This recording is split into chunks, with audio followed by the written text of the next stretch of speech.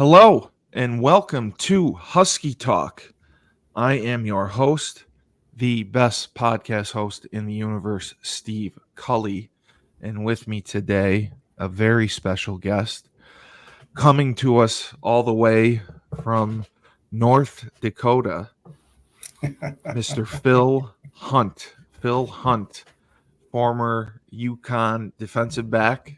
I believe safety, played safety, correct? Played safety, that's correct. Played safety, very difficult position to play.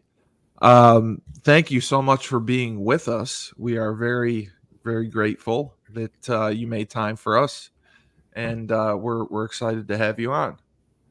Yeah, happy to be here, Steve. Been paying a lot of attention to your podcast with some former players, and it's been fun to tune in and listen. So when you reached out, jumped at the opportunity. In a seat Thank you. because I had meetings all day, and this is the time that you and I could squeeze this in. So I appreciate it. I appreciate it. I wish I wore my suit too. Um, I would like to thank our sponsors. We had Sean Rabinowitz. We have Erica Higgins. We have Tommy Collins, Matt Newsy, Jeff Heil, Kyle Muncie, and Jeffrey Larson, who have generously sponsored Husky Talk, and we appreciate that. So Phil, we just kind of missed each other. yeah. Originally, where were you from? Where did you grow up? So originally from northern New Jersey, went to a small high school, private high school in Montclair is what I'm originally from.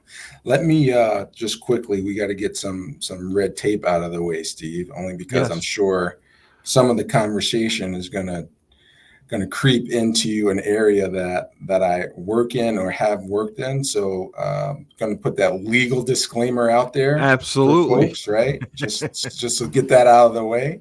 So the comments, views, opinions, and perspectives shared by me are my own, made in my personal capacity, and thus protected by the First Amendment. They should not be construed in any manner to represent the views, comments, perspectives, or opinions of any past, current, or future employers. Okay, now we got that out of the way. You know, it's Thank you. funny. My father's an attorney, and I think he wrote me the same thing. And I just have never read it.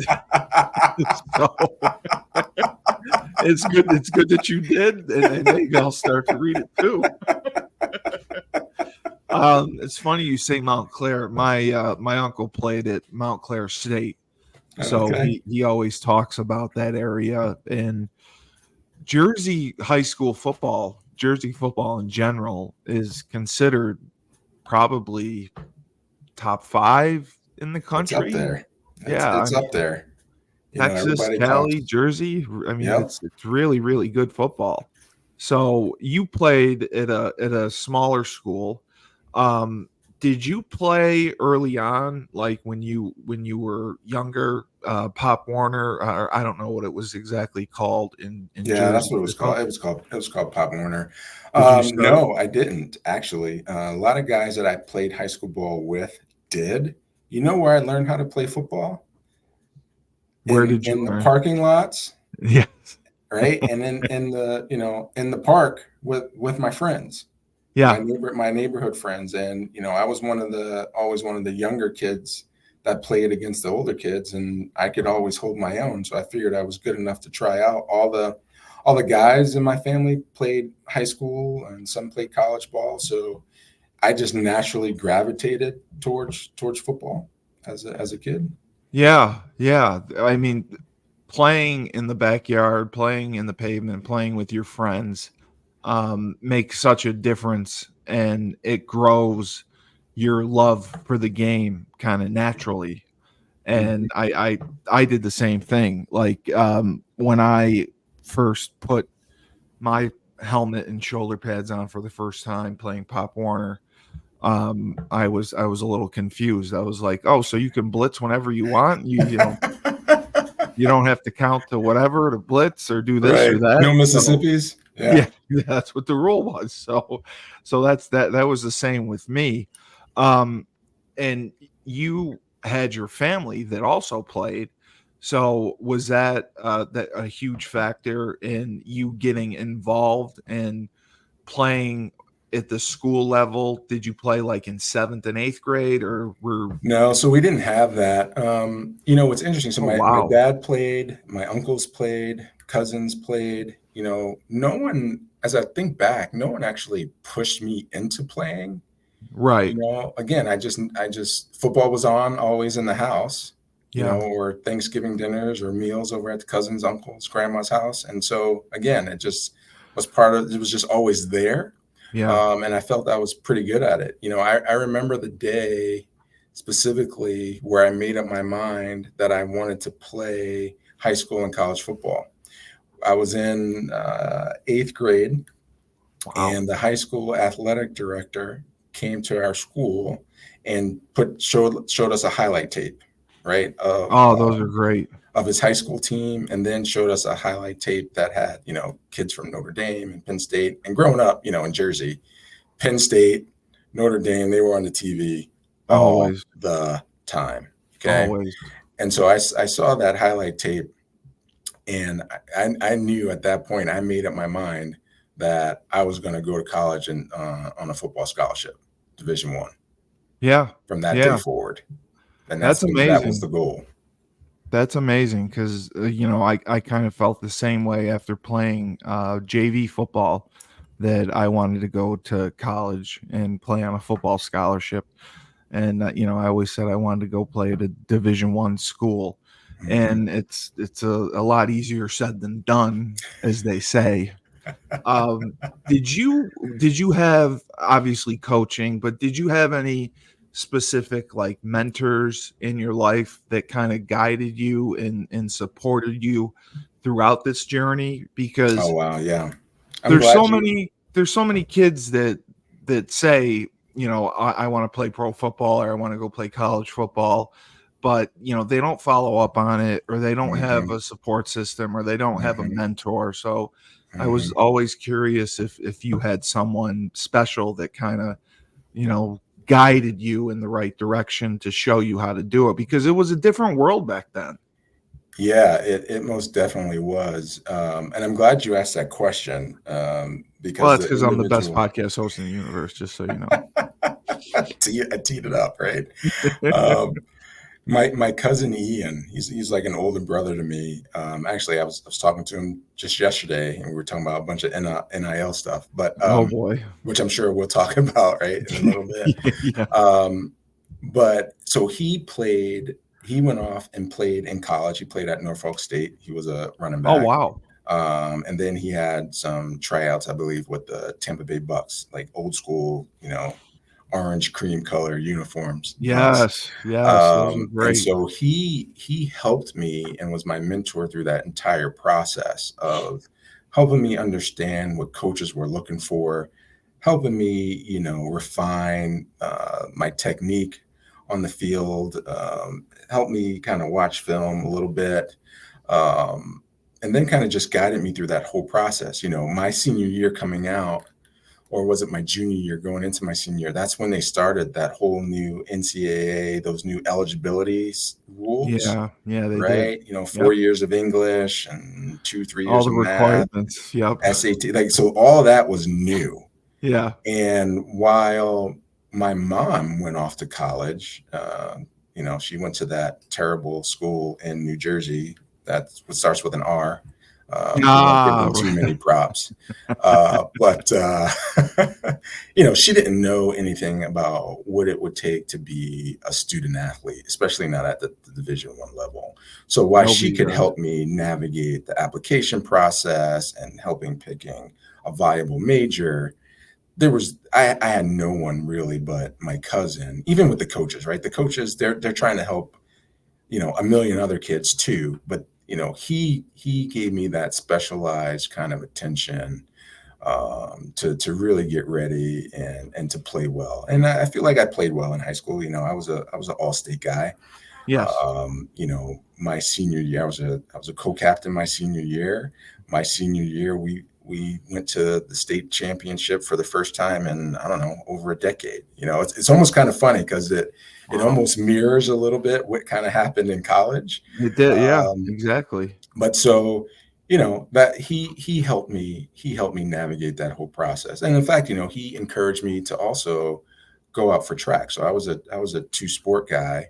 I wish I'd gone out for track a little sooner, because I wound up being a state champ in hurdles too my senior year. So Oh, coming wow. out, I had offers for both football and track, but I was a football guy that ran track, Yeah, right? exactly. And track did a great job of preparing you for football. Right. Did you guys have JV, or did you play varsity from ninth grade on? No, we had JV. We were a small school, so we didn't have a freshman team then. So as a freshman, I was playing JV. Yeah. I played. It's interesting because I look back. I played JV my freshman year. I played JV and some varsity my sophomore year. Oh, they dressed you Then for I both. and then I played varsity. I was a starter both my junior and senior year. And so it's funny. So my favorite player growing up was, you're a New York guy, so you'll get this. Was who else but number 56, right? Oh, LT. LT. And as a kid, you never really know how big you're gonna get. So I played a whole lot bigger than I was. That's what I've heard. That's what I've heard. I've heard you hit quite hard from And other so players. my freshman year, I think they had me at tailback, and then I played middle linebacker. And one of my first games, it was against, I think, Chatham High School. I think I got like 5 sacks in that game. Um, Wow. Unfortunately, JV doesn't count. So, No. nobody, nobody was tracking those too hard. But then, as I got older, I moved outside, moved to outside linebacker. I didn't play defensive back until college. I played, actually, That's what I that's not saw. true. Yeah. So I played one game in high school at corner. And that's because one of the teams that we were playing had one of the top finishers in the 100-meter dash playing Guy wide who could receiver. run. Yeah. And they were like, well, you're the fastest guy on our team, and you're our best defensive player. We're just going to put you on him. I think we wound up losing that game by like 1 point, and they threw it to him like once or twice, and that's it. So you locked it down. She locked it down, man. Locked it down. Um, what were the differences? I mean, because Mike linebacker is arguably one of the most important positions on the old 4-3 defenses. So you were kind of the captain and the leader of the defense. I mean, everything would run through the mic. I mean, you would Yeah. usually give the calls. Yeah. The transition from that to going to safety, and I think it was Coach Rapone who ran your defense, right? Yeah. So okay. So let's go back. So I think high school we played a 5-2. Then we went to a 4-4. So I played outside linebacker my Okay. senior year, outside linebacker and tailback. And from the beginning, I was more of a defensive guy anyway. Yeah. Yeah, I you love like to to hit. run, and I love to hit people. Right, like Yeah. be the hammer, not the nail. They tried to stick me at wide receiver. I was like, nope, because I know what I would do to those guys. No, Uh, thank you. and then they tried me out at quarterback, and then I won out the job. But the coach told me, he says, if you play quarterback, you're not going to be able to play defense. And I was like, nope. Yeah. Yeah, So they're I said, I'll play tailback, and I'd rather play defense anyway. So I come to Connecticut. I get recruited by UConn. I come to Connecticut. Um, the defensive coordinator and D backs coach, Greg Williams, he was there when I started, and he was on the original staff before Skip got there. And so Skip was wow. my head coach, but he Yes. had kept a couple of guys on, and Coach Williams was one of those guys. Old school, hard nosed, gritty guy. Um, but it was an adjustment Huge for a number of adjustment. reasons. Again, I never played defensive back really before that. And secondly, he had this weird technique that we used to do. We didn't backpedal. We did like a shuffle. It was weird. Yeah. And then thirdly, um, he was one of those coaches, like, he didn't really respect freshmen too much. and he was one of No, those old school coaches. You were a freshman, you were kind of the scum of the earth. you were a nobody. Yeah. You were a nobody, and that was different for me because I've always been a coachable person. I was always a Yes. coachable kid. Loved to talk to my coaches about X's and O's, and I remember specifically one practice as a freshman. I made the wrong read, right? And he's like, "Hunt, come here." And, this was his face like all the time. And he always had like either a dip in or he had like sunflower seeds. And he's, come here, come here. Yeah. And he spit. He goes, what the hell was that? I said, well, coach, I read the tight end and then I read, because he's like, why'd you do that? I said, well, I read this and this is what I thought I saw. And he was like, that's not why you did that. I'm like, okay, coach, well, tell me You what know it you was saw. in my head. Right? He goes, you did that because you're a stupid effing freshman. Get that out of my face. And I was like, oh, this is what the next 4 years are going to be like. This is going to be a problem for me. So fast forward, coming in, I was told that, that I'd play and I have an opportunity to play. And then, and I think you heard this from some of the other guys, they wind up redshirting, our entire freshman class except for Pat Russo. And Pat Russo he's just a beast amongst himself. He was a maniac, right? So, I heard, yeah. I didn't feel too bad about it. We wind up going 4-7 that season. So it was better that I didn't play. But the good news is, as I was thinking about, progressing and what was next, I knew that if Coach Williams was still there, I knew I wasn't going to be able to play with him. I mean, he was the kind of coach. Yeah, he wasn't a player's coach. He wasn't a player's. He wasn't really a player's coach. There was players that liked him. Sure. But I'd go home and I'd show them film, and I had friends that were playing in the pros, and again, other people in college, and they're like, "What is this shuffling nonsense?" It's like, yeah, for safety, you're supposed to get it's like be the deepest guy, and it's like, what is that? So what other schools were you recruited by out of high school?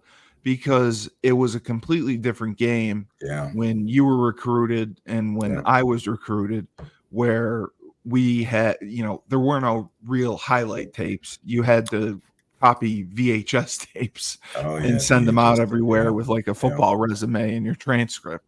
Yeah. So I was just curious as the other schools or hope your name got into the paper, right? And that the right person saw it. That was it, right?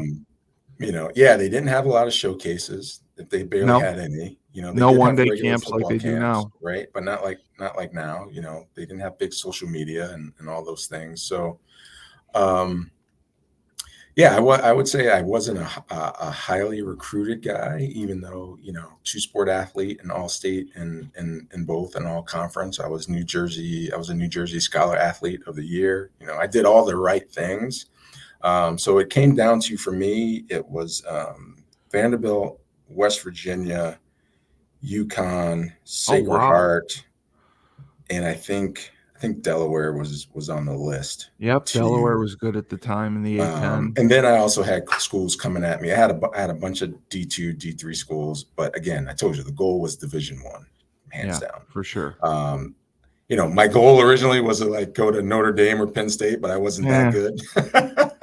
I wanted to go to Syracuse, so I know the feeling. I know the feeling for sure. Did you take your visits? I took my visit to West Virginia. I did not take my visit to Vanderbilt. They wound up hiring a new coach at the 11th hour, and phone calls kind of stopped. But even then, I wouldn't say I was very high on going to Vanderbilt. Yeah, because back then they were like 1-11 and 1-10 every year. They still are. And I was just like, I don't know if I want to deal with that. But very good school academically. Excellent. Yes. I had my heart set on going to West Virginia after my visit, and then also going to their camp. They were offering me a partial, and so I was like, okay, they offered me a partial. I know I can earn a full scholarship. It's a Big East school, yeah, that's a big deal. And play some good football. Heck, I was down there at the camp catching passes from Jeff Hostetler and covering James Jett, right? So. and I was getting compliments from both of them. So I was like, What I an can do this. experience. Wow. I was like, I can do this. So I was pretty dead set on doing that. And then one night I'm at home. I just finished dinner. And my phone, my house phone, like a real phone, Yeah, like the old you know, school the old landline school or the ones with cold. the long cords. Yeah. Kids today, they don't know what that is. No, they don't. Uh, it's a struggle having to untangle Yes, those cords after a explain that. while. My phone's blowing up, and everybody's saying, "Hey, you got to watch ESPN. You got to watch ESPN. UConn's on. They're going to be hiring Skip Holtz. You need to go Oh, there." wow. And I said, "What? What are you talking about? Like Skip, like Holtz, like Notre Dame Holtz?" They're like, "Well, his son." And so I turned it on and I watched his press conference and I like what he has to say. And then literally the next day, I can't remember if it was just a phone call. I think it was a phone call and somebody was like, "Hey, we're coming to your campus. We want to come talk to you. We want to come see you." And I think the first person that came was, I think it was Hargraves. I think Hargraves was the first one that Yeah. came out, still keep in contact with him. So between Coach Hargraves and Coach Spencer Prescott, rest in peace, Spence, those were the guys that helped me get there. Warren Kogel on my visit. I was on the same visit with Dennis. Oh, with Dennis Callahan. Yeah, I was on that same visit with Dennis. Buddy. It was me, TC Williams, and Keith.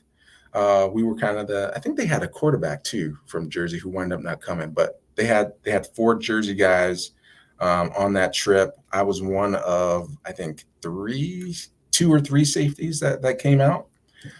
So they had told you that you were going to play safety? Like they didn't list you as an athlete or say you were going to play linebacker? They said you I are going to actually be was safety. on the roster initially to play corner. Yeah, okay. So you knew you were going to be a DB, but it ended up being safety. And it wound up being a safety because, if you look at the guys that we had at the time, I had the size and the range and the speed. I could have played both. Actually, I did. There was a game, I think my junior year, where we got a couple of injuries and I started at corner and almost got a pick 6. I dropped it, which is why I played defensive back. But that's okay. That's okay. It happens. So yeah, they expect it. So I go on that visit and I'm nervous as all heck because I know what's on the line. I knew that if I couldn't get a scholarship to play football, going to college was going to be very tough for me. Yes. My parents didn't have a lot of money. My mom, she's a nurse. She's a nurse. She was a nurse then, but she didn't start making money until well after I graduated high school. Yeah. So I knew that in order to get to college, I was going to have to earn some form of a scholarship. So I knew it was on the line. I'm pretty nervous. I remember Coach Warren Kogel sitting me down and he was like, "Phil, he's like, you have nothing to worry about. We're happy that you're here." Yeah. And so next thing you know, I'm in the room talking with Skip, and he sits me down, and he goes, "You are one of the top 2 guys on the list." I can't remember where the other guy is from or where he was from, but he was like, "Look, if we can get both of you guys, we feel like we're making a really great decision. You potentially have an opportunity to come in as a freshman and get some playing time, considering where we are." And I just said, "That sounds great." I said, "But I have one question." I said, "How long are you going to be here?" You knew because Shank said the same exact thing. He told me the same exact thing. He said his only concern was how long are you going to be here? So he had the same mindset of, is this a stepping stone where, you're going to stay here for 2 years and leave? And he said to me, and he looked me dead in my eyes and shook my head. He goes, "I'm here as long as," he goes, "I'll be here the entire time you're here." Well, he guaranteed that. We shook on that, and I said, "So that's it?" Like he's like, "Yeah, you're our guy." He said, "We want to offer you, full ride scholarship," and I was just so relieved walking out that door. I was just I don't think it really hit me until much later about what that meant, because that was really a game changer for me and kind of really set the trajectory for even where I am now. So. Did you make the decision at that meeting to accept it, or did you go home? Okay, I so you did took it right away. You were smart, yeah. because Walking out there without taking it. yeah, I weighed my options then and there. And I said, look, I don't have any other full ride offers on the table. Yeah, I had my partial with West Virginia, but hey, look, I like to take the high percentage shots.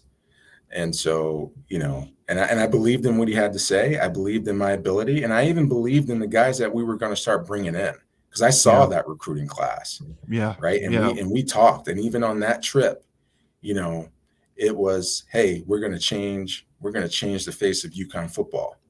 And we were supposed to have gone, and I'm sure you've heard this from other guys, we were supposed to have gone Big East by my junior year. So we were that first big D1 recruiting class. I was surprised by that because Carl Bond also said that as well, that I had no idea that the 1A and the Big East talks had started as early as 94, 95. I Yeah. didn't know that was promised. And then, it obviously happened later on.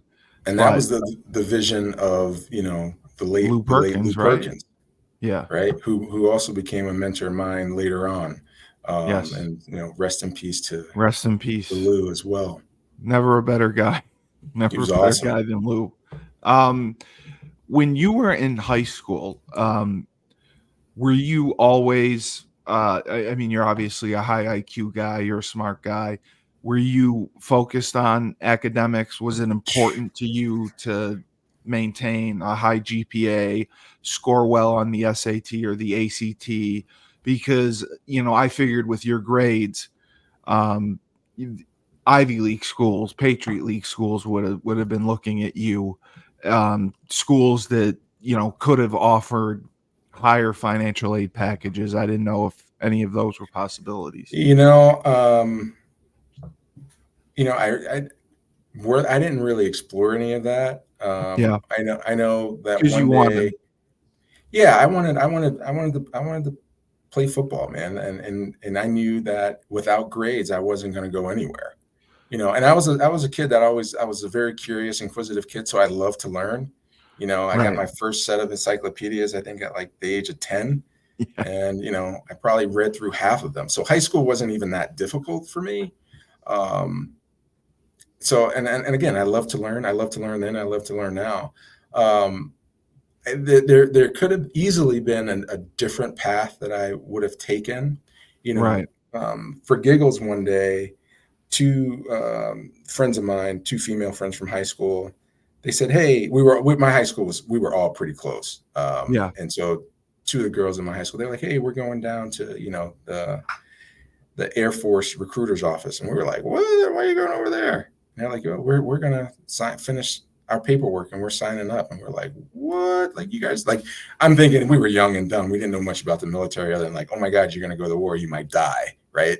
So we escort them to the recruiter's office, me and two other my high school buddies who also played football and ran track. And the recruiters talked us into taking this test. And, I'm like, yeah, I don't want to go into the military. They're like, well, why not? You can make a great career. I said, yeah, but I'm trying to play football, college. I want to go to NFL. And they're like, hey, we got football. We got, Army, Navy, Air Force, all of us. We got, you can play football and we'll pay for you to go to school. And you just got to commit to us after a certain amount of years. And then you can retire. And I was like in one ear and out the other. But we wind up taking this test. And apparently, we scored high enough where they were like, my phone didn't stop ringing. So it was like I could IQ go to officer aptitude. school and all this Yeah. other stuff. And so I could have went that way, but I was like, yeah, I'm not doing that. Wow. My thing. Was it difficult? Because I know for some people it was very, very difficult to redshirt. The redshirt Yeah. year was very, very stressful. When I had played, they had started those Friday morning workouts. I didn't know if Skip did them back then. Yeah. They really worked you hard to try to get you ready for the spring. Yeah. For someone who played as well as you did junior, senior year, you get the scholarship offer. You're told that you will play as a freshman, and then, oh, by the way, we're going to redshirt you. Was Yeah, I'm that a not gonna difficult? lie. That was pretty hard. Because originally I was like, come on, I mean, did I just get the bait and switch here? You know, like what's going That's kind of on, what they do. right? Um, but then I started to feel better about it after learning that, hey, look, Russo was the only guy, right? Because Yeah. we're talking, it's me, it's Shane, it's Carl, Bond, it's Dennis, it's Courtney, it's Marcus, it's all these Ernie, all of us, we were all tight, and and they were like, yeah, they told us to. And so we were kind of like, okay, well, if they're doing that, they're clearly doing it for a reason. Yes. Right. And they said, and so we knew that at that point they were saving us for something special. Yes. And Yes. so we bought into that, and we supported each other around that. Right. Now, mind you, I was still pretty ticked off about it, and I had a conversation with my position coach. And don't you know, Phil Hunt rolled out a piece of paper with his preseason stats on it versus the starters. And I was like, tell me why I'm not starting. Here are my stats versus theirs. And that's when he told me, he says, look, you're going to be a special player, you and some of the other guys in your class. And we just want to continue to groom you guys for later on. And he goes, but keep working. And so that's what we did. And we went out there and we all worked, and we would get into battles with the starters on scout team. Shane, yeah, Carl told me.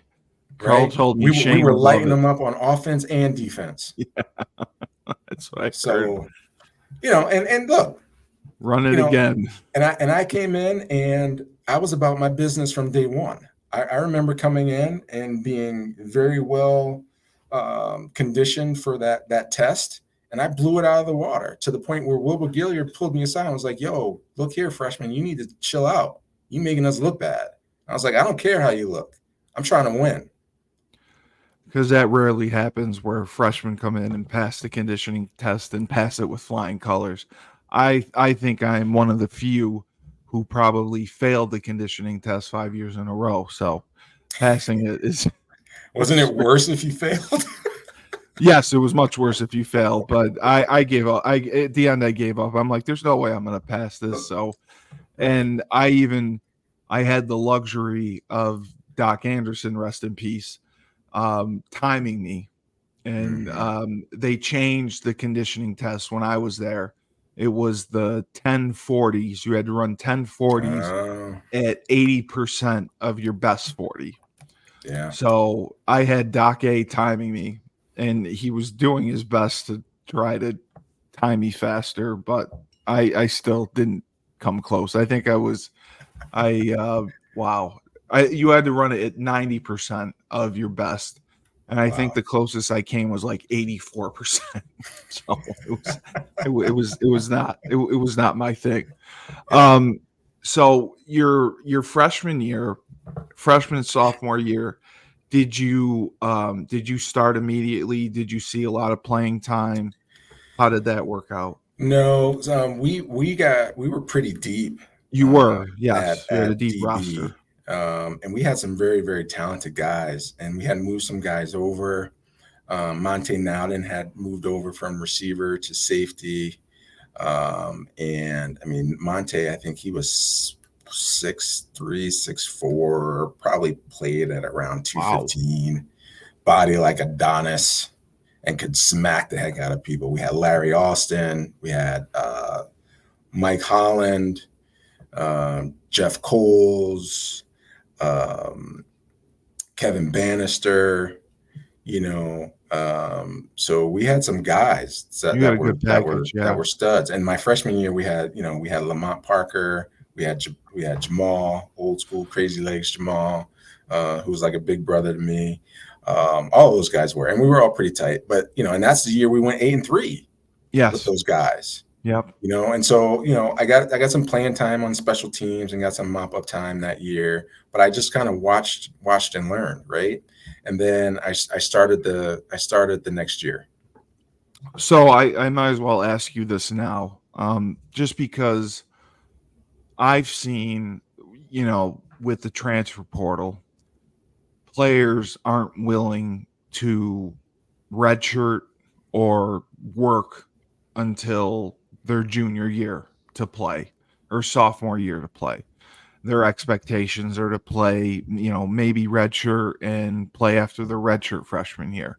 Yeah. But if they don't, they're out. They just Right. they jump right into it. And I think it's, they don't want to have to work as hard to play because they see other opportunities at other schools. And okay, if I'm not playing as a freshman, I'm going to jump right in and someone's going to take me and I'm going to have an opportunity to play a lot sooner. Do you think it works both ways, or do you think that the transfer portal should be regulated a little bit more? Yeah. So this is where that disclaimer comes into place, Yes. right? So for everybody, remember that. Yes. So I used to work at the NCAA. Yes. And when I was there, I thought the rules were too stringent. When I was a player, I thought they were too stringent. Sitting out a full year, correct? Right. For very, I think there were ways they could have done that, right? Yeah. I thought there needed to be some flexibility then. And what I would have liked to see, and I talked about this in some of the meetings I was in, I said, look, for one, if the kid graduates early, they should be, they fulfilled their commitment to get an education, right? And if they have eligibility left, they should be free to transfer. Give them their 50 If there's a family, emergency and evidenced, this kid should be able to transfer. If their head coach leaves or their DC or OC leaves, they should be able to transfer. Correct. Okay. Correct. I played for 3 different position coaches in my time at UConn. Yeah. Yeah. No, that's the nature 3. of the coaching business, unfortunately. Guys are always looking to move on, and the grass isn't always greener. Yeah, earning your spot, that didn't scare me. Working hard, that didn't scare me. It's kind of those things that are kind of out of your control, right? Where you should be able to have some flexibility and transfer. Right. So the transfer portal, good thing, guys being able to find other solutions, especially if their coach leaves, if there's a family emergency, if they're just not happy. It's a good place for them to go and have an opportunity to find a better home where they can get on the field. That's right. And again, if there's an abusive environment or something like that, yeah. But it's you make it too easy for somebody to not commit themselves to something bigger. Right. And I told you, I said, had Coach Williams stayed there, I thought very heavily about leaving. Yeah. But because in my mind, I didn't think that I would grow there as a player. It had nothing to do with playing time or even being redshirted. It was like, I don't know if this guy's going to give me the coaching that I need if I want to make it to the next level. To get better. Right. No, because I had talked to I did a podcast with Coach B, Andy Baylock, and he had said that UConn had lost 3 of their top players to the transfer portal. Mm-hmm. So that was something difficult that they were dealing with. But it was more NIL related than anything. Yeah, the NIL situation is tough. They were happy at UConn. They dominated at UConn, and it's like, you have to recruit your own players. And I don't know how much regulation is behind it. Like if you want to, like if I'm Syracuse, I would go to Alabama's roster. I would see who their 3rd string quarterback is, and I would just tweet them and offer them a scholarship. I didn't know if that's how it works, if there's limited contact, but it seems like anyone can reach out to anyone. And there are contact rules. There are permissible periods for which you can recruit and reach out to players as a coach. But some coaches find their ways around that. They know somebody who knows somebody. They're not under those rules. Right. Okay, so I see what you're saying. So there is a permissible contact time for coaches to contact other players and then there's the window the players have to enter the transfer portal. That's right. That's correct. Okay, I got So, and here's the other thing too. And I don't know if you know this, but at some point I had my own sports consulting company where I would help advise high school and college student athletes and their parents when they became at odds either with their institution or the NCAA. Oh. I would help them navigate recruiting and eligibility rules, right? That's huge. And so I would do that, and I would also coach camps over the summer. And when I would talk to student athletes and their parents, one of the things I would always tell them, and I think it's relevant now, and this is why you see students just leaving, and if they take this advice, as I think they should, I always told them, I said, look, if your career ended, you picked the school and your career ended tomorrow because your knee got blown out or what have you, would you still stay at that school? That's a great point. Because either, quality education, or it's a great environment and a community where you think you can thrive, or is it all about football? Because if it's all about football, you're making the wrong choice. You are right. Absolutely right. And so I think now everybody, and I get it, I can't speak for everybody. And I know people come from different circumstances and life experiences. And so everybody's chasing, some of them are just chasing the money because they need it. I get it. Yeah.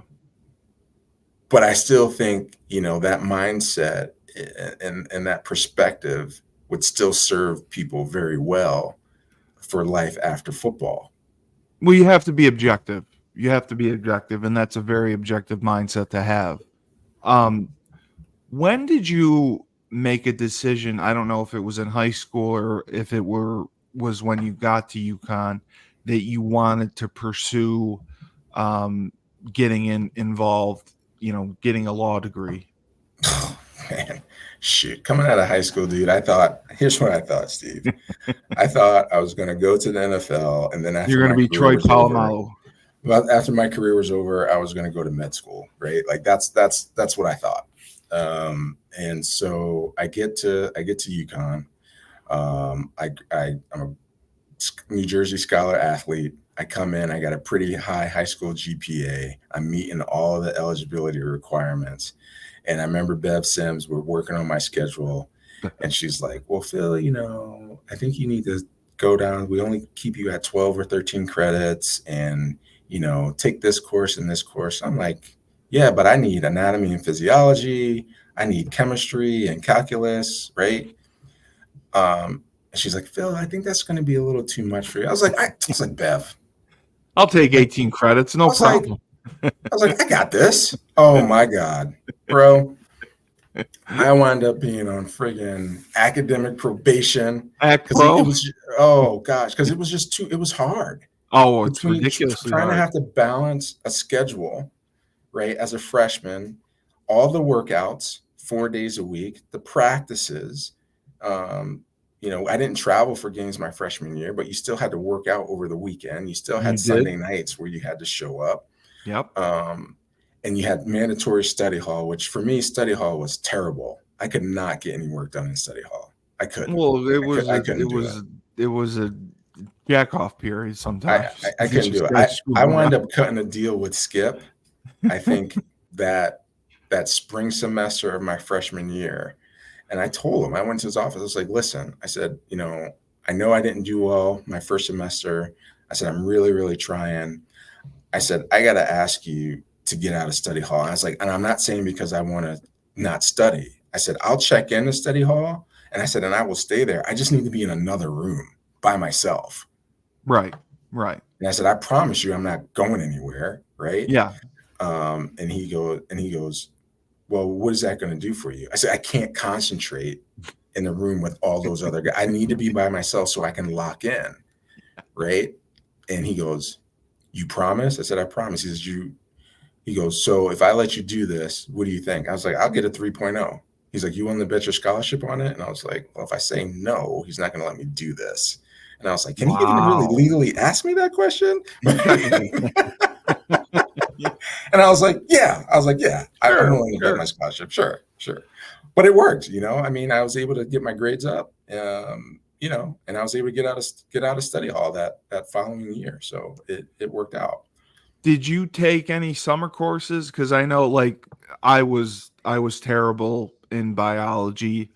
I was terrible, I think, in linguistics and in stats, and some of the harder courses they would have you take Yeah. over the summer to try to, because it was a little bit easier to pass over the summer. So I was just curious. I didn't have an issue with stats. Stats made sense to me. In my mind, calculus was something different. Chemistry was calculus. Physics I understood, but yeah, chemistry was hard for me.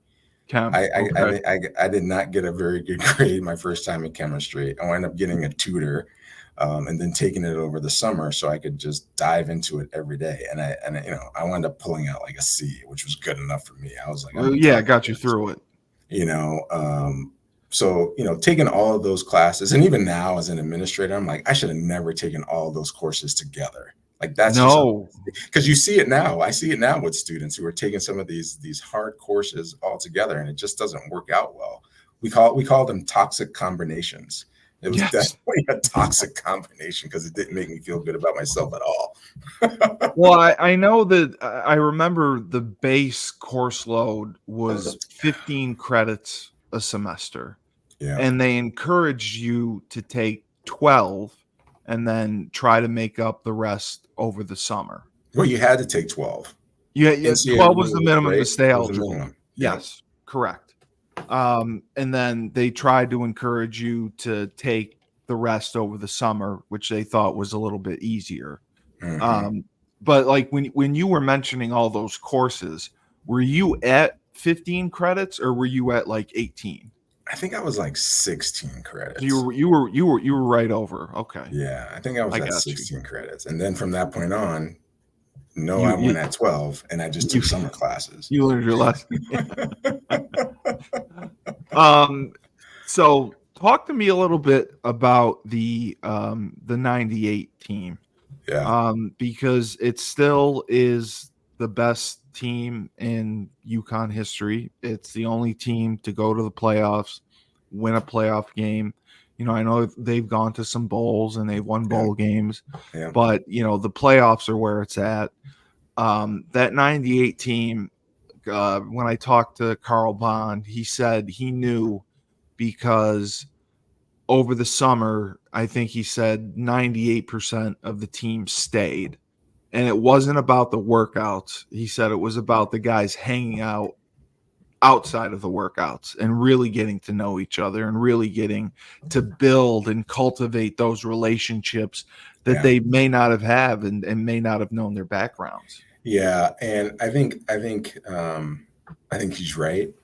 I would say yes, and what we did that 98 year, my freshman class, that's the attitude we came in with from day one.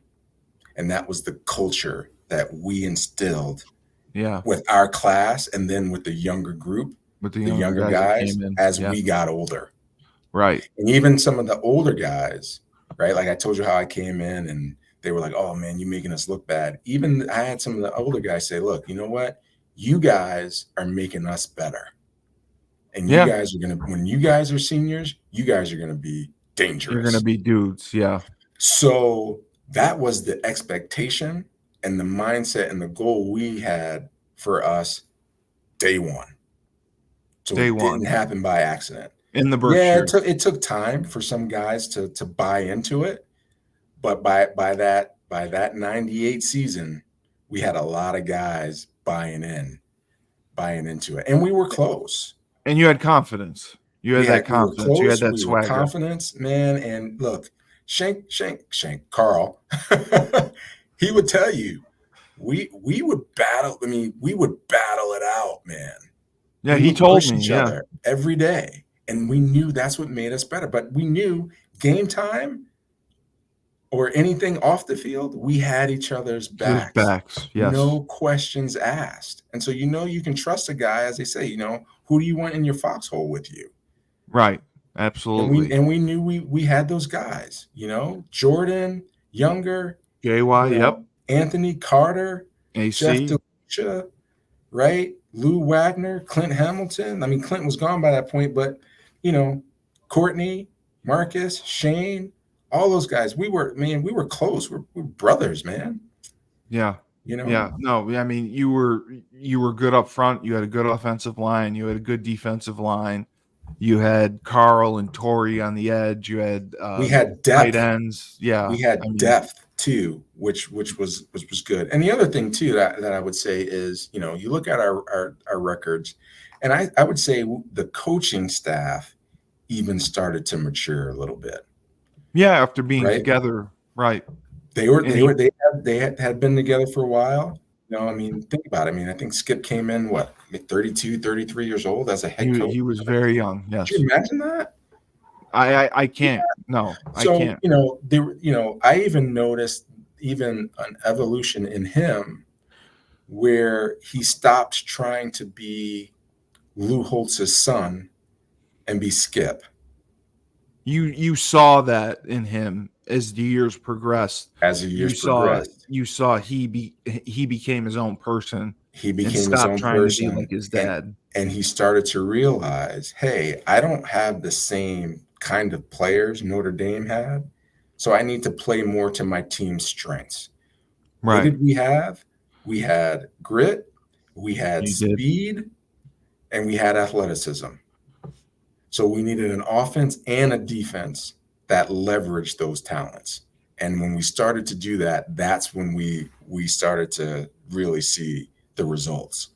And like you said, the thing that stands out to me is the recruiting class. The team developed over time.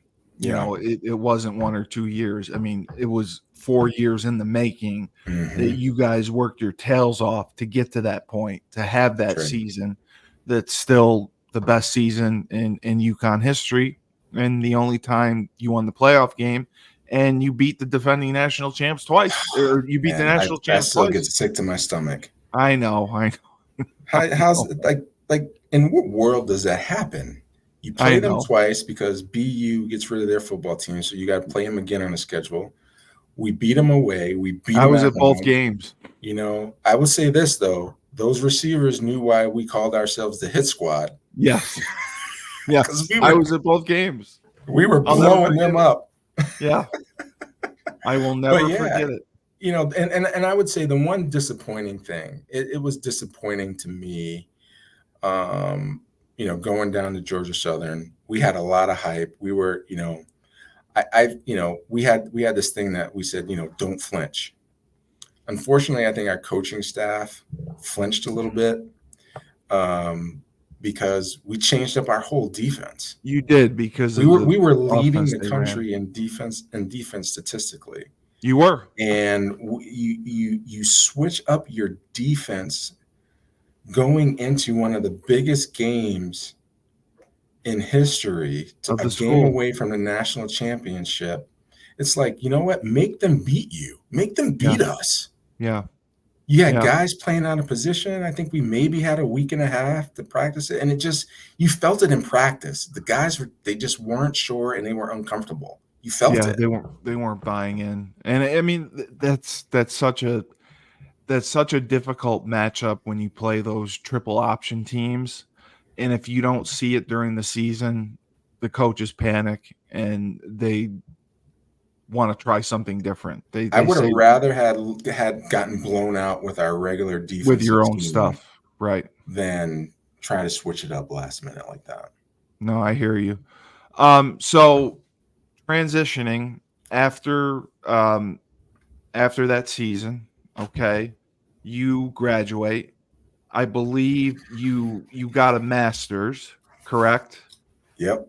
And then you got a law degree. Yeah. So my senior year, I remember, I came in as a starter, didn't end up starting, third position coach. But I still contributed to the team. I still contributed to the defense. I was a captain and for your leadership qualities. That's the one thing I heard. I was still there for my team. And I remember having a conversation with Lou, and I had an agent because going into my senior year, I had scouts. They were coming to Yeah. games, you know, And you mentioned, were you running track at UConn as well? I ran for an indoor season, You and did then the I indoor. hurt my knee, and I didn't finish the season, and I developed really bad tendonitis in my knee from the Yeah. hurdles, and that actually impacted me my senior year too. And a lot of people don't know that. I didn't really Right. disclose it that much, Right. because I was still trying to play. Yeah. You don't want to. You know, and it was like, okay, I'm not going to qualify for a medical red shirt because the rules were different. So I was like, I got to suck it You don't up. want blood in the water. I hear you. Right. I was like, I just got to suck it up and figure it out. And so, I had some workouts with some teams. Draft day comes and goes. I don't get any calls for free agency. And I talked to my agent. I'm like, what are we going to do? He says, well, I got, 2 teams in Canada that want to sign you, and I can get you. There are a couple of guys that want you to come to their camp. And I said, okay. And this was NFL teams. He's like, that will invite you to their camp. What do you want to do? And so I thought long and hard about it, Steve. And probably one of the more tougher, and one of the more tougher decisions is when you get to that point where you're like, it might be time to walk away. Yeah. Yeah. It might be Yeah. time to walk away. Yeah. The good You never news for know. me was that even in college, again, I was a student athlete, right? So I had an opportunity to go get a master's degree at UConn and work in athletics and Yeah. have them pay for my schooling while I worked. That was a benefit of being an employee at the university, right? Yeah. So I became a graduate assistant in athletics, worked in athletic operations and facilities. So I got to go to all the games. My sports were football, women's volleyball, field hockey, and baseball. That you oversaw, right? Right. And so, but I will tell you, I didn't watch a full football game for a year because it was hard. Well, yeah, It was hard. that's a whole nother issue. Yeah. I'd go to practices and go see you guys. I even walk through the locker room and say hi to you. I watch, a Yep. couple of minutes here and there of the games, but it was hard. No, right? it was. So fast forward, I'm in grad school. I'm trying to figure out what I want to do with the rest of my life. I love athletics. I didn't think I'd be able to keep the pace of working in athletic operations because at a minimum, I was putting in 50 to 55 hours a week at a minimum. Oh my God. Sometimes it was 60 hours a week. And it was class. Crazy. And class. But I was young, I didn't have family or anything. So I was just like, this is what you did.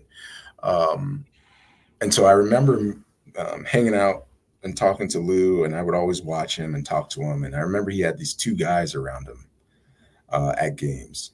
They always wore these nice suits and had like these great watches.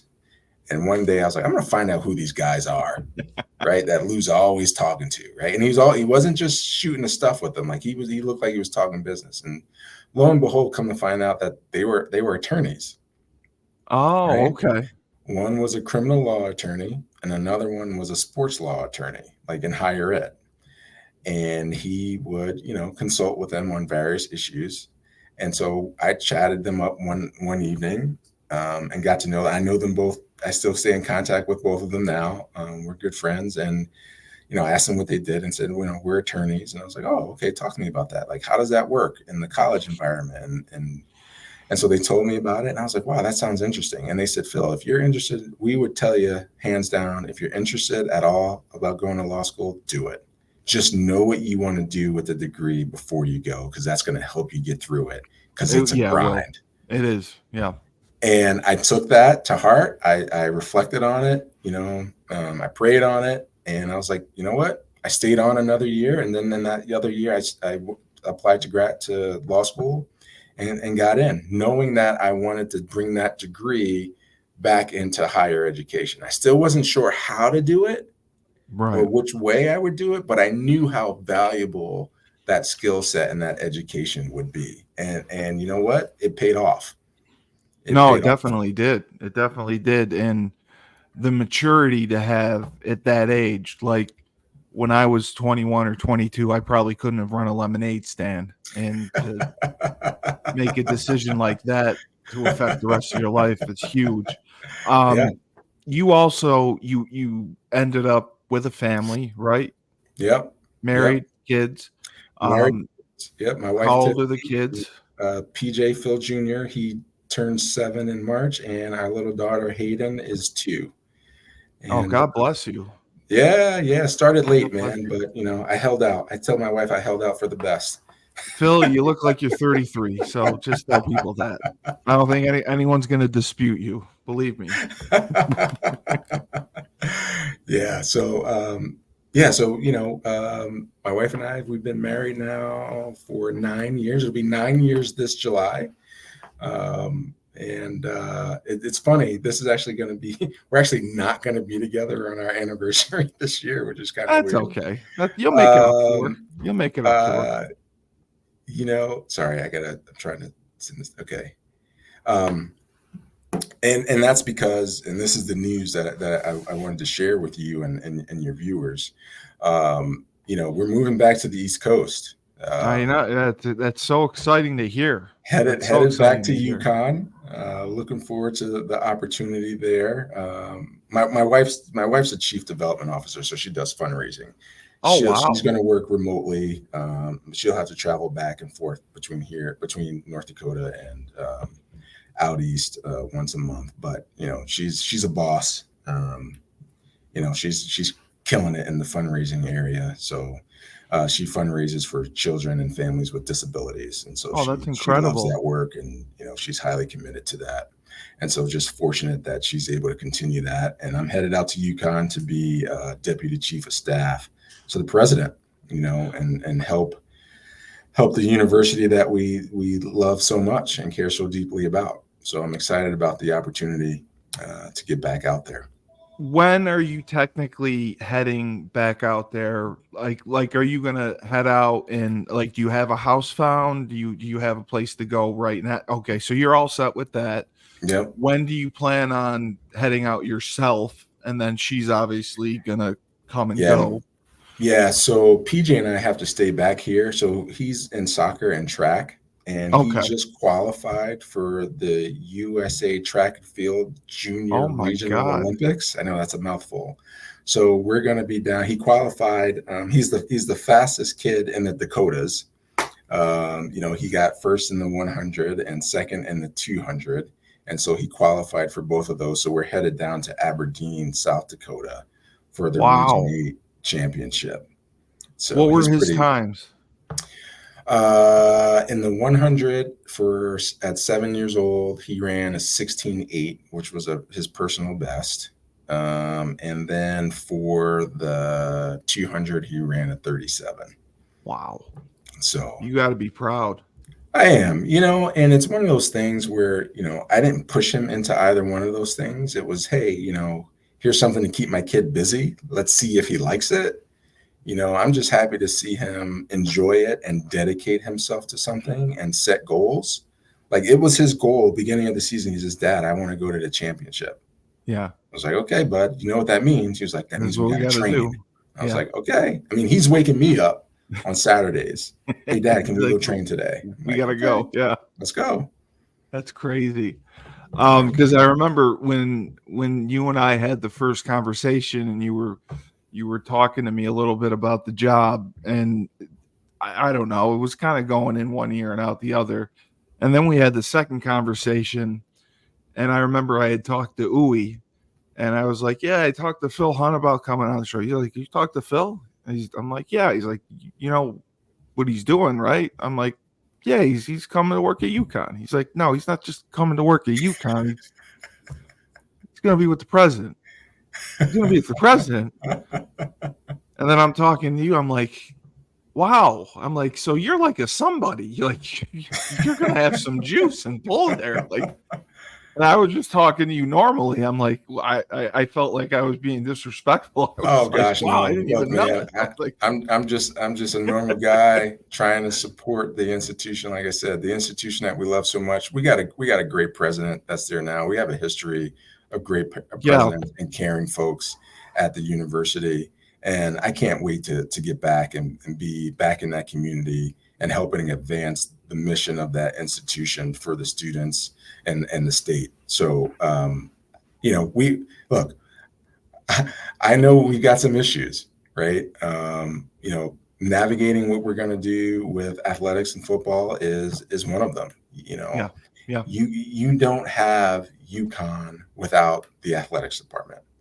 Yeah. The Well, two are the two go hand in hand, right? I talked with Sean Rabinowitz, who was a rugby guy, and we basically said the same thing. You have the UConn men's basketball team win the national championship 2 years in a row, and the athletic department is in the red, and it shouldn't be that way.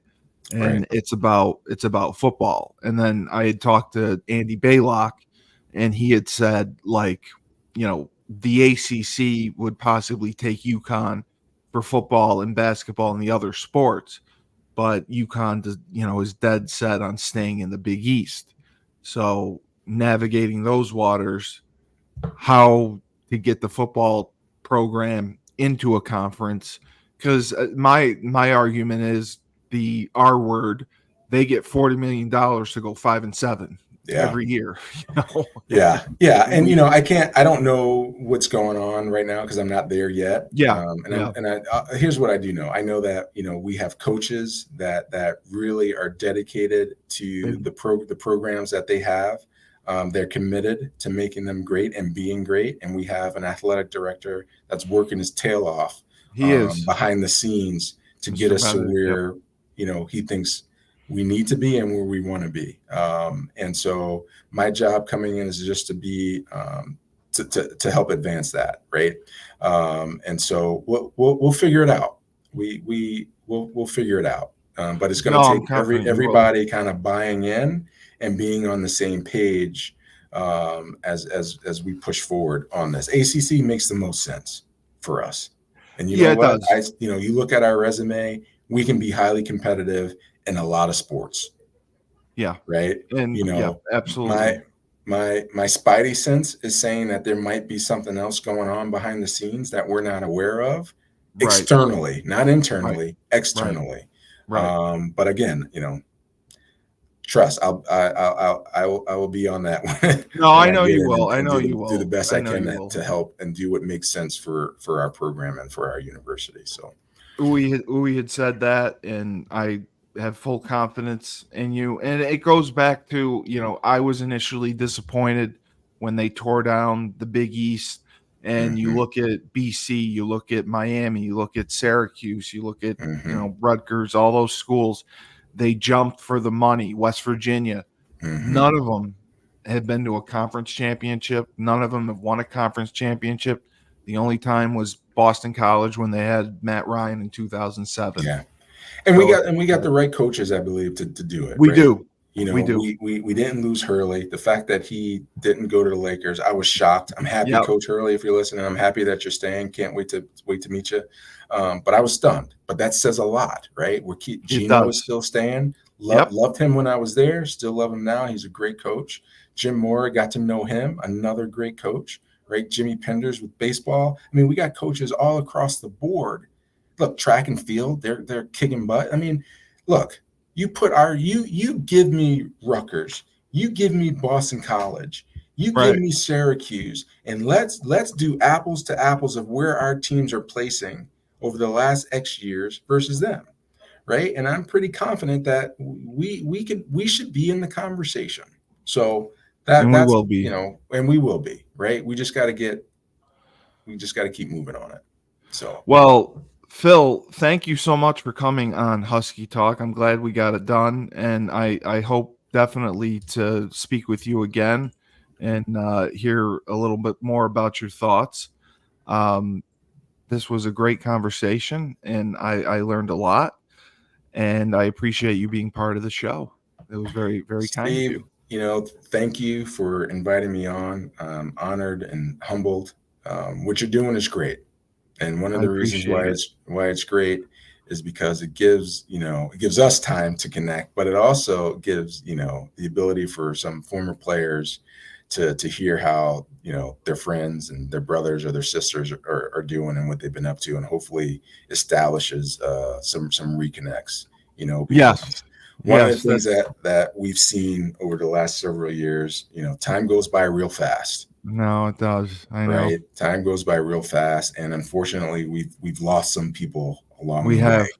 We have. Right. We And have. so the opportunities that we get to connect, we need to take advantage of those opportunities. So another reason why I'm excited to get back to the East Coast to see some folks that I haven't seen in a while, because we've lost some people along the way, and if you wouldn't mind, I'd just like to recognize those guys, because I think it's significant, right? Kimball Absolutely. Madison, who came in, he was a junior when I was a freshman.